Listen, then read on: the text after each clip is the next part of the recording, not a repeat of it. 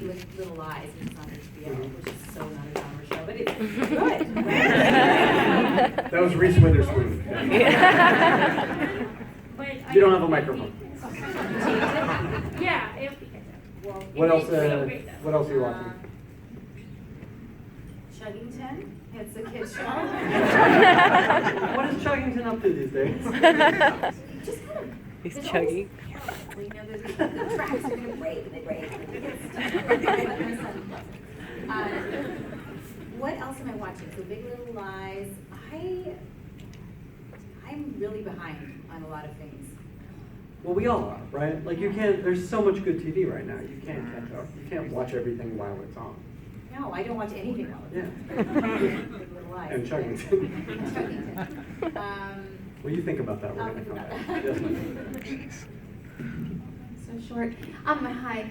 I'm a huge fan of Lost Girl, and I thought that one of the really interesting things about it was that your sci-fi genre tends to be the dominating man and then the arm candy woman, and I really like how Lost Girl made this fluid sexual orientation, and it really opened up kind of overall acceptance. It was more about love than it was about the gender of the person that you were with.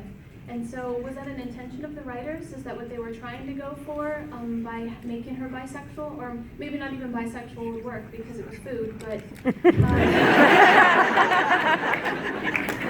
was that I want that written on my gravestone.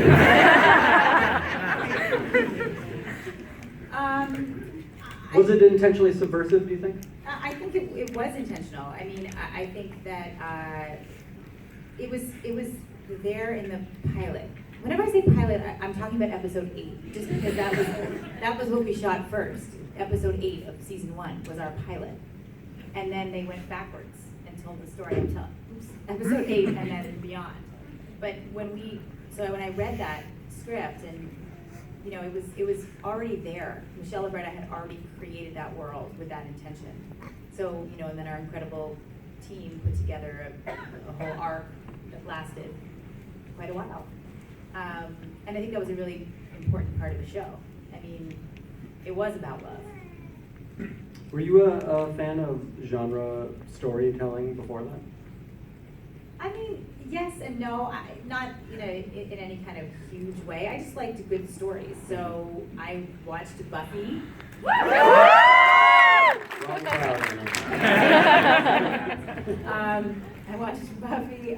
But I also watched not Buffy. I can't remember what else I watched. You know, I just liked good stories, and I always was drawn to female leads. I mean, you know, even to this day, my husband's like, "We should check out this show." I'm like, "Who's the female lead?" Yes, you do.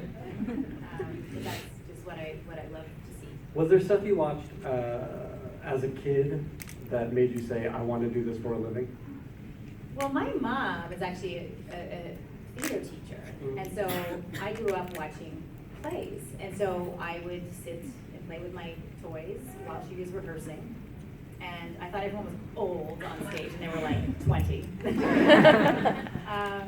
And so I watched a lot of, and she did a lot of, you know, very interesting theater too, so I watched all kinds of things, and then on TV, I mean, I loved Wonder Woman, and I spent a whole summer dressed as her. I know I've said that a lot, I really did. But what did I see? I mean, I remember The Bionic Woman. Mm-hmm. I remember a really old movie that was actually Helen Hunt was in it. And I didn't know it was Helen Hunt until many years later. It was called like the Catherine Miller story or something. This is about this woman who gets hit by a car. It was so dramatic. And then she has to recover. And I remember thinking, wow, that's so cool. Like, what a cool story.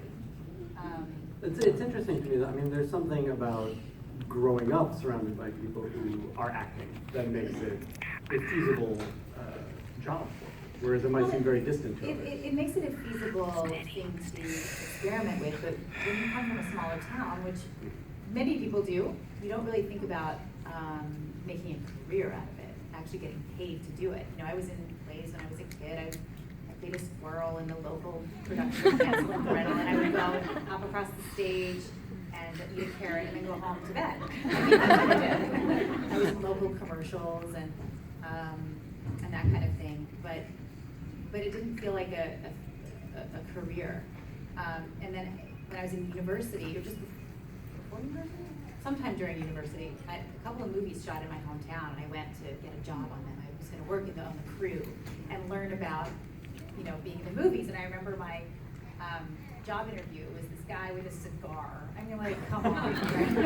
And he was like, pay is shit and you're gonna get yelled at a lot. I'm sorry, there's no kids, right? Pay is crap and you're gonna get yelled at a lot. Do you want the job? And I was like, yes, I do. I really do. And I learned very quickly that I did not want to be on that side of the camera. I mean, I always wanted to be an actor, but I learned a lot, and I learned a lot of respect for what everyone on that crew was doing, how hard they're working, and what they're bringing to the creative process and how much they're nurturing it. So it was a really good experience. Yeah. Yes. So my wife and I were huge fans of Tamsin, and your guys' chemistry up until you became a couple. And our thoughts were kind of like, what did you think about how that kind of happened, of how it kind of weakened Tamsin after you guys became together? Or maybe you don't think it did. Well, weakened Tamsin or weakened the relationship? Tamsin, because she's got all needy and clingy and not really badass anymore. It was discussed, actually, because what worked so well about their relationship was that it was so adversarial, but also so respectful. But she had feelings, and that's what happened. So it was just, that was the story that was told. It's interesting to see the different sides of these characters under is. different circumstances. It is. I mean, that's not something that you would expect from Tamsin necessarily, but she fell in love. Yeah. But good question. Hey, sorry, That's okay.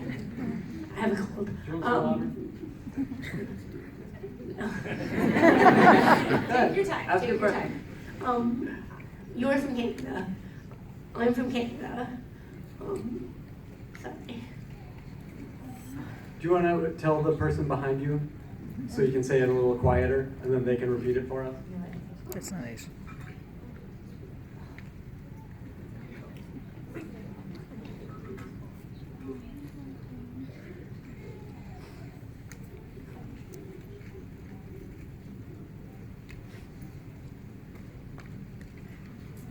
Thank She you. wants to know where you think Canada's going and the way it changes in the way that they make TV now. Well, that's a very good question. I think that Canadian television has, I'm from Canada. I grew up watching, I don't know if you're from Canada, so you might remember The Littlest Hobo, which was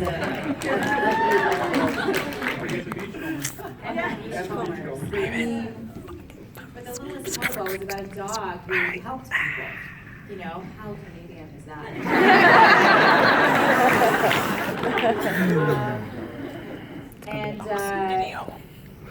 When we came up to do season 1 of the show, my husband, who's American, was watching some Canadian television, and he said, "What is it? Is that a real show?" Yes, said it is. Canadian shows seem like the kind of shows that would be on 30 Rock as pretend shows. That's fantastic. I agree with you. But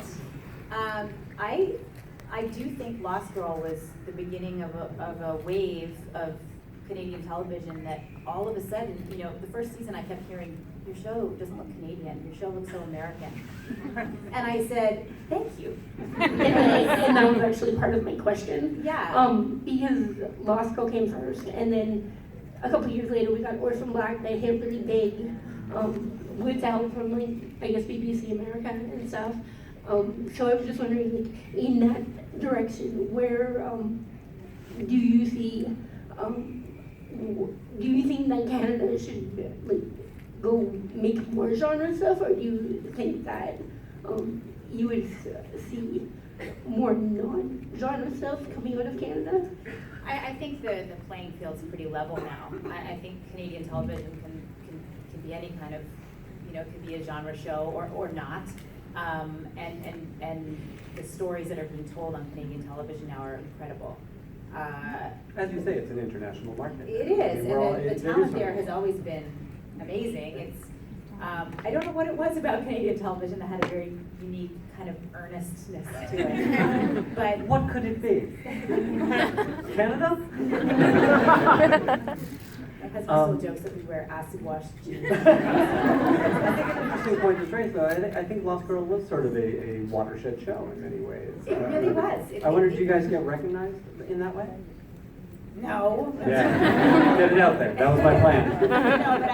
No, but when people would say it looks American, I would say, well, it's Canadian. So this is what a Canadian show looks like now. And I was really proud of it. Yeah, very cool.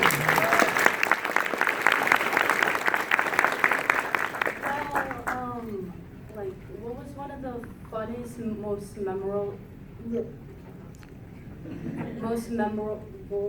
like, moments in Lost Girl? Like, what was, like, the most funnest parts and, like, most memorable that will stick in your memory forever? Oh, my God. Are there scenes, are there episodes, are there even interactions that you had in that span of time that to you sort of encapsulate what it was to make that show? PG-13, Anna.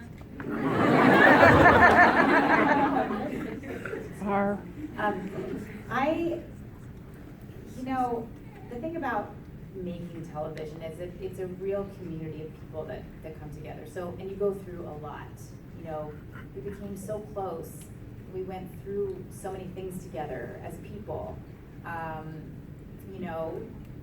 Helping people through hard times. I mean, we were a big, big family, and that feeling in me is always going to be there. I mean, I'll never have that experience again, and I shouldn't. I mean, it was so unique and very specific for that time in my life. So I'm friends with everyone from the cast. I think that says a lot about our show. I stay in touch with the crew, and so there's really to pinpoint one thing. I mean, the first season was so exciting because we didn't know what we were getting into, and so we had a lot of fun. And the first season too, we had a lot of Creature of the Week kind of episodes, and the show kind of got away from that after a while. But the Creature of the Week stuff was kind of fun because we were like, oh, it was like we were learning about the Fae. So I don't know. There's a great question. I wish I had like really specific things for you, but it's the whole package. That's a very good answer. Hi, so I was just wondering, out of all like the weapons or artifacts that appeared on the show, was there anyone that you like fell in love with, or you were able to keep, or wanted to Well, I keep? have my dagger, the one that I love. I have that in my closet. Just high enough so my son can't reach it. But I don't know. I feel like, yeah, I still actually have a fight stick that is in my living room at the moment. My son does play with that. He's gonna do some damage. I don't know. There was all kinds of cool stuff. Our props department was so inventive. I loved the book, all of Trick's books, and I loved Trick's lair. I always loved doing scenes in there because there was always cool stuff that we got to play with. Cool. Hi. My question is, since Zoe Palmer's on Dark Matter now, is there any chance of seeing you on Dark Matter? Write your congressman. It's the only way. That's how these things get done. Yeah, Zoe's on it, and so is Anthony Lemke, who was on Lost Girl as well. I don't know if the right role was there and it could work. I would love to do it. I don't know. Well, we'll rally. You guys, tweet at Dark Matter. Get Anna on it. Yeah. Hi, Anna. I was just, I had a question, but it was like sort of related to the prop thing. Okay. But other than like what the keepsakes that you might have gotten from the show, what about like wardrobe and all? I was curious, what happened to Bo's car? Oh, yeah. Are you accusing her?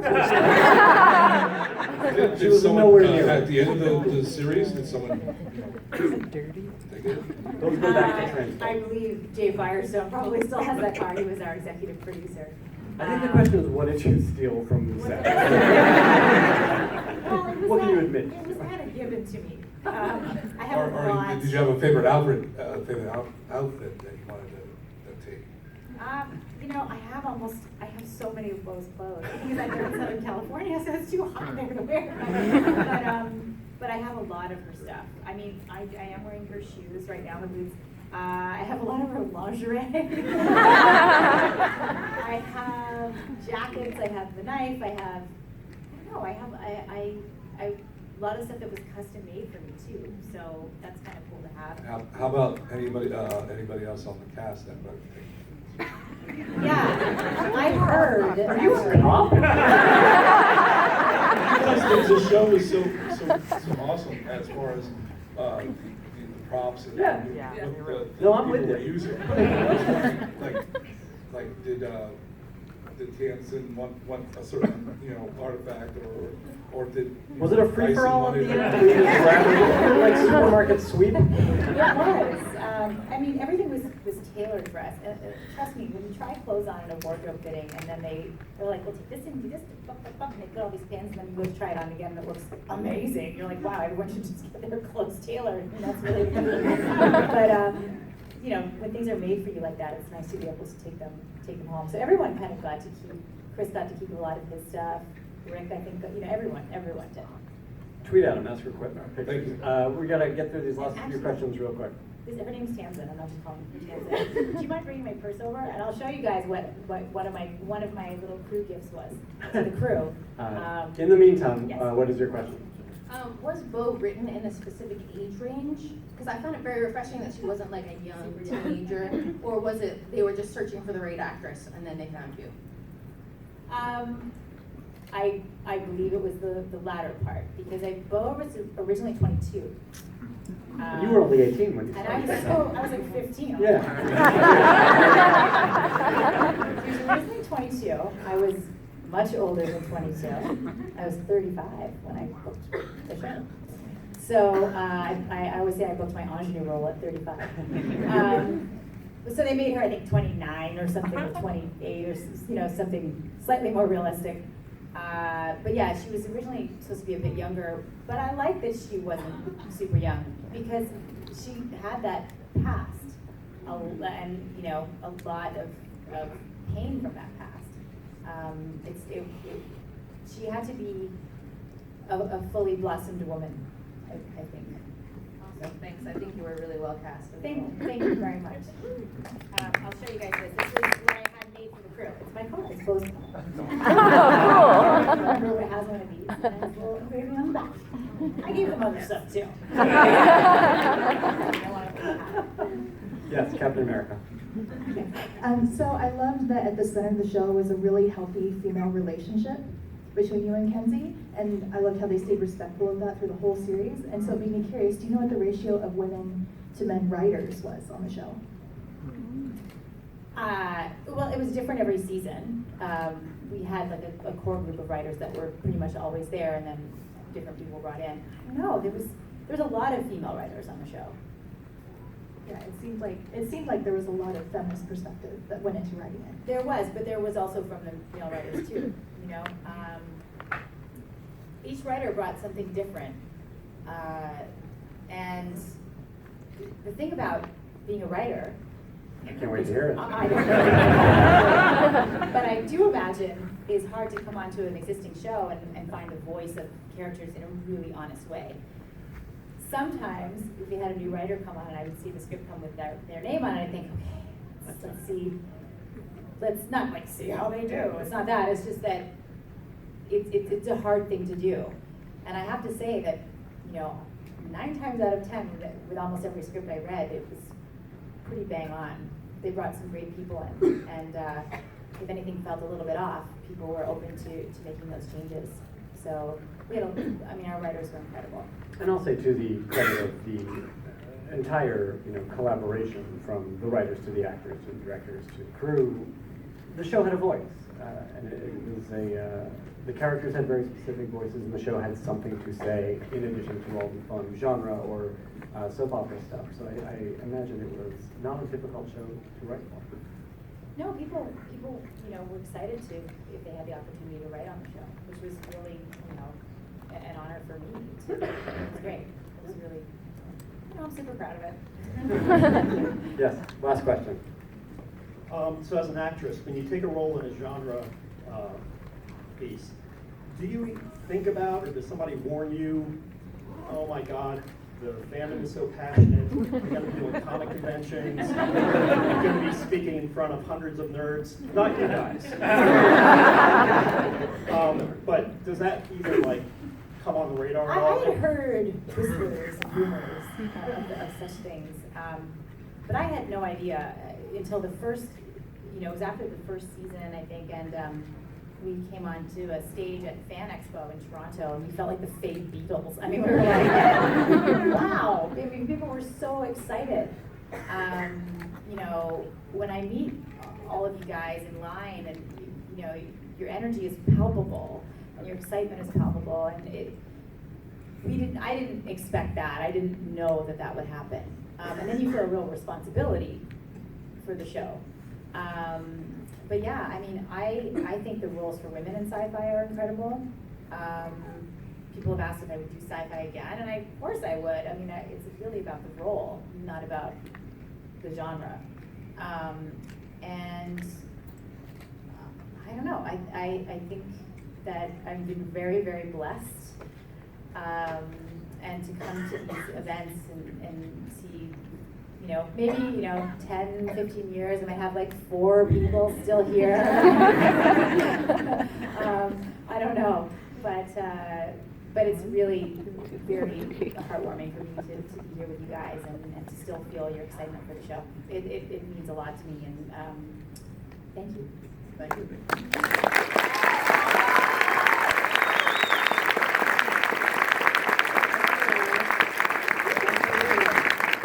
Thank you guys for coming. You'll be here in 10 years to see her, right? Yes! She did not. She said that she was on set. I know, Yeah. I totally missed the opportunity. Thank you guys.